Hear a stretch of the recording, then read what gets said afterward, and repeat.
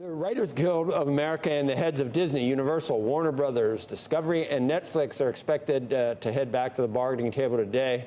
It's after a long Thursday session that went into the night but failed to produce a deal. Joining us now with more on the impact of the strike, the chances for an agreement, Rich Greenfield, LightShed Partners. Do you know anything that everybody else doesn't know at this point, Rich, about what happened yesterday, what's likely to happen today? Look, it sounds like there's still a couple of issues outstanding. They've made a lot of progress, Joe. They've made a lot of progress. I think it's good that they're finally talking. They're spending all night negotiating. Like, this is definitely getting close. I wouldn't be surprised to see a writers' agreement sometime over the next week or two. But remember, that's just one of two. That helps get scripts back in action. But you need to get the Screen Actors, the SAG strike, over with as well. That could also take, some period of time. And so it's still looking pretty dim. You may get a little bit of production back before the end of the year, but you start to get into the holidays and there isn't going to be a lot happening before year end, even in a best case scenario. I think for Hollywood to be back in, quote, full steam ahead, you're still talking about beginning of the year. A lot to talk about. There's a piece in the Post today that says that sources say ABC hasn't even hired, or Disney hasn't even hired bankers. They're not even broaching that idea with Faber, maybe down the road, but Nexstar doesn't have enough money. There's no other buyers around for that. What's ABC worth? What would it go for? And first of all, is it good? Joe, you're missing the bigger problem. You're missing the bigger problem. The bigger problem is ESPN and ABC are intricately connected.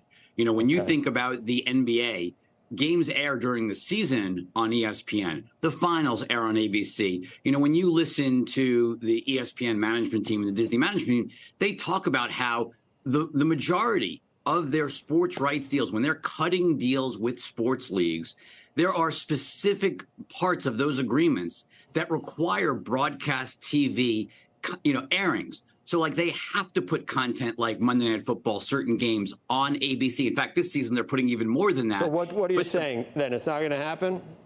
I think it's very difficult to separate those two assets. And most importantly, Joe, long term, how would ESPN acquire sports rights without having the broadcast business that they need? It would be like NBC only having USA Network.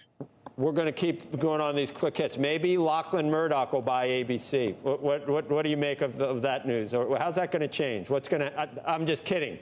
But Joe, this has been a crazy week. This has been a week for the ages in terms of the media space. I mean, Rupert retiring, everyone's trying to read more meaning into it. I think unless Rupert's sick or there's some change in who owns Fox and News Corp, nothing's changed. Rupert's is the owner of this company, and Lachlan for years, and before that, James and Lachlan have been running Fox for years and years. I can't remember the last time Rupert was on a conference call, sat down. I mean, I cannot remember the last time I sat for a meeting with Rupert Murdoch. It has been a very long time.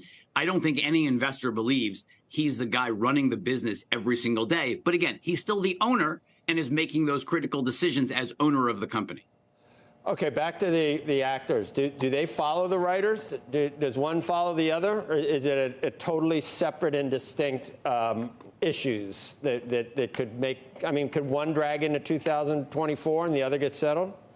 Look, my guess is I think the Screen Actors was a lot closer before before they ended up going on strike and the writers the drumbeat got louder. I think the Screen Actors were pretty close. So I don't expect the Screen Actors to take that much longer after the WGA.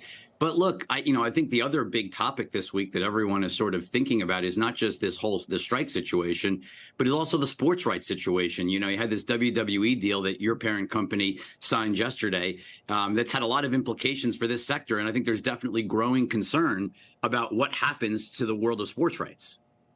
Yeah, people have the whole media landscape. I wouldn't know where to start to try to. It's daunting. And it's, I don't know where it's headed. I don't know what, everything's digital nickels. We don't have any analog dollars left. Streaming's no good. Legacy's no good. This is like a low point. It's a crappy time to be striking, too. Yeah, but look, I think, the reality is if you look back, there have been, look, there's major players growing. I mean, Amazon just announced today that they're adding ads over to Prime Video. Obviously, Netflix did that last year. I think streaming is certainly getting stronger. And I think, look, I think obviously Disney, you talked earlier about they're trying to sell ABC or looking at what they ultimately do. Do they split off ESPN and ABC? I think everything you're hitting at, Joe, is why there's going to be tremendous structural change in this industry. And I think when it comes to sports rights, the one thing we're going to be looking for, my colleague Brandon Ross follows, TKO and Endeavor. Can Ari Emanuel sort of pull a rabbit out of a hat as he looks to sort of, he did that with UFC years ago. Can he do the same thing with WWE rights as we go forward?